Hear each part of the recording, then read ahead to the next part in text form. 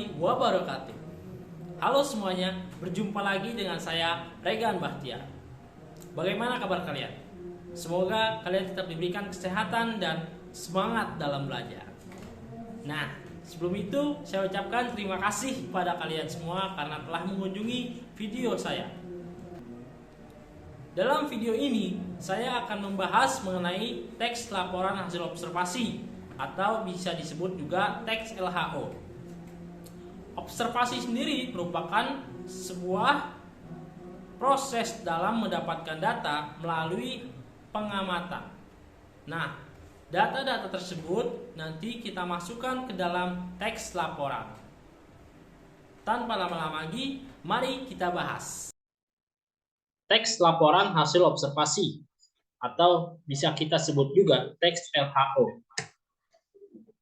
Teks LHO pada video kali ini satuan pendidikannya adalah SMA dan sederajat. Mata pelajaran Bahasa Indonesia kelas 10 semester ganjil. Nah, di sini KD-nya 3.1 yaitu mengidentifikasi teks laporan hasil observasi yang dipresentasikan dengan lisan dan tulis. Lalu ada juga menginterpretasi isi teks laporan hasil observasi berdasarkan interpretasi baik secara lisan maupun tulis.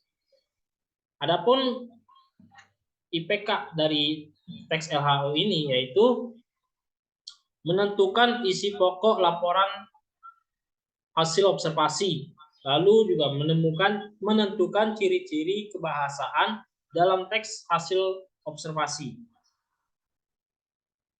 Lalu menyusun ringkasan teks laporan hasil observasi berdasarkan struktur ciri kebahasaan dan isi teks laporan hasil observasi. Mempresentasikan hasil ringkasan teks laporan hasil observasi berdasarkan struktur ciri kebahasaan dan isi teks laporan hasil observasi. Adapun tujuan dari teks laporan hasil observasi yaitu peserta didik diharapkan mampu menentukan isi pokok laporan hasil observasi dan menentukan ciri-ciri kebahasaan dalam teks laporan hasil observasi, menyusun ringkasan teks laporan hasil observasi berdasarkan struktur ciri kebahasaan dan isi teks laporan hasil observasi, dan terampil mempresentasikan hasil ringkasan teks laporan hasil observasi berdasarkan struktur ciri kebahasaan dan isi teks laporan hasil observasi dengan rasa ingin tahu, kerja keras, tanggung jawab, bersikap bersahabat, atau komunikatif selama proses pembelajaran.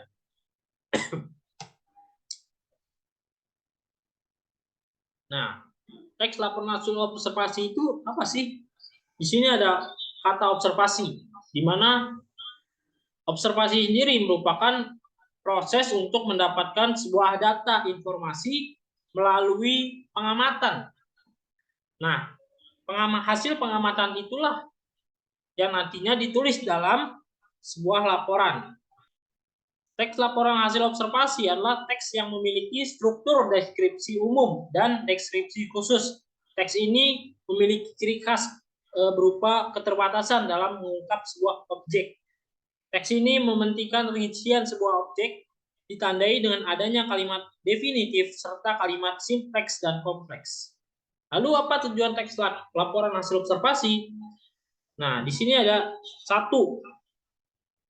mendapatkan informasi dan penjelasan rinci mengenai suatu hal dari sudut pandang keilmuan kepada para pembaca. Setelah kita membicarakan tujuan, lalu ada struktur teks laporan hasil observasi. Yang pertama itu ada judul, di mana judul ini adalah berisi judul teks laporan hasil observasi yang ingin kamu susun. Misalnya, kamu ingin mengobservasi sebuah sapi dari Australia, maka judul kamu adalah sapi Australia. Lalu ada pernyataan umum, di mana pernyataan umum ini berisi gambaran umum mengenai objek yang ingin kita amati. Selanjutnya ada deskripsi bagian, di mana deskripsi bagian ini adalah gambaran rinci dari sudut pandang penulis tentang suatu objek tersebut. Penulis menggambarkan apa yang telah dia lihat, dengar, dan rasakan selama mengamati objek pilihannya. Jadi pada bagian ini penulis bisa menggambarkan setiap bagian yang ada objeknya, yang ada pada objeknya. Terakhir ada deskripsi manfaat. Apa sih deskripsi manfaat itu? Deskripsi manfaat itu menjabarkan tentang manfaat dari sesuatu yang dilaporkan.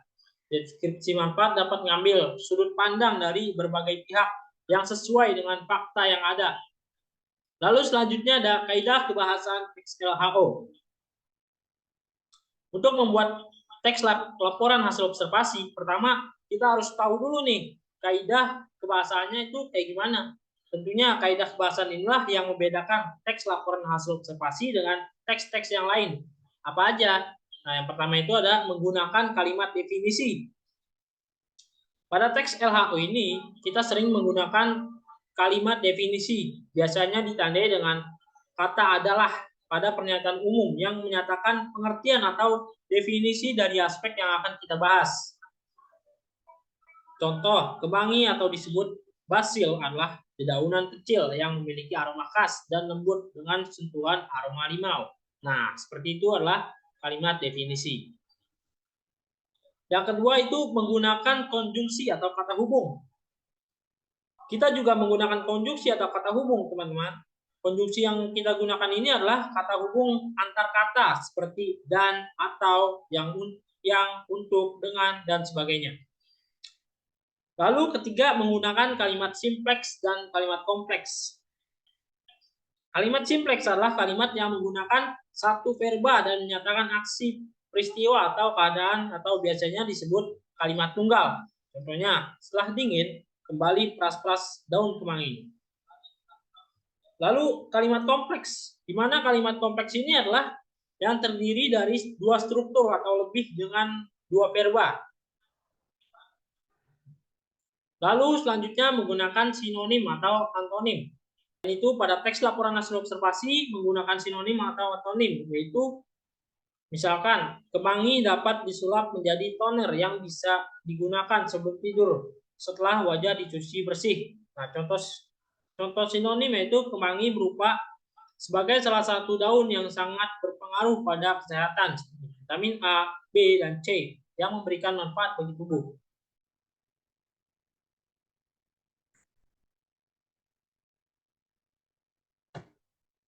Nah, setelah sinonim atau antonim, yang terakhir itu menggunakan data. Data yang ada umumnya berupa angka. Ya. Selanjutnya itu menggunakan data. Maksudnya itu data yang ada umumnya berupa angka pasti untuk menunjukkan ukuran suatu bahan yang digunakan. Contoh, bahan yang digunakan adalah 100 gram daun kemangi dan 200 ml air panas. Nah, setelah mengetahui kaidah bahasa dan struktur teks laporan observasi, kita bisa lanjut ke langkah-langkah membuat teksnya. Ada beberapa langkah yang harus kita buat dalam menyusun teks laporan hasil observasi. Yang pertama itu tentu kita temukan tema dulu ya, tentukan tema dulu atau kegiatan observasinya. Karena sebelum melakukan kegiatan observasi, kamu perlu menemukan terlebih dahulu tema objek yang ingin kamu teliti. Misalnya seputar makanan, minuman, tumbuhan, hewan, maupun proses terjadinya fenomena alam. Lalu kedua itu tentukan tujuan dari observasi. Setelah kita menentukan tema, langkah berikutnya adalah menentukan tujuan dilakukan penelitian tersebut. Apa yang ingin kita capai dalam membuat laporan teks hasil observasi itu. Misalkan untuk menyampaikan informasi terkait kesehatan sapi Rusia dengan sapi Malaysia. Seperti itu. Lalu yang ketiga itu melakukan proses observasi. Kemudian proses observasi atau penelitian pun dilakukan. Yang pastinya kamu melakukannya dengan teliti dan hati-hati agar hasil dari data-data yang kita peroleh itu sesuai dengan prediksi dan akurat, sesuai fakta yang ada dan tidak dibuat-buat. Yang keempat itu menyusun kriteria aspek yang harus dilaporkan. Setelah melakukan observasi dan mendapatkan data-datanya, kita harus menyusun kriteria aspek yang akan dibahas, deskripsikan, dan dilaporkan dalam teks laporan LHO ini, dalam teks LHO. Yang kelima itu membatasi aspek yang harus dilaporkan. Kita harus membatasi aspek apa saja yang harus dilaporkan agar tidak keluar dari tujuan yang sudah dibuat. Yang keenam, mulai mendeskripsikan unsur-unsur yang dijelaskan sesuai aspeknya, dimulai dengan mendefinisikan atau mengartikan aspek-aspek yang dipilih berupa pernyataan umum dengan dan lupa juga menggunakan kaidah kebahasaan kalimat definisi. Yang ketujuh itu melengkapi teks laporan hasil observasi dengan data dan gambar. Setelah dibuat definisi yang dari aspek yang dipilih, tambahkan data-data yang didapatkan dari hasil observasi tersebut bisa berupa gambar atau data yang berupa angka yang menunjukkan suatu ukuran.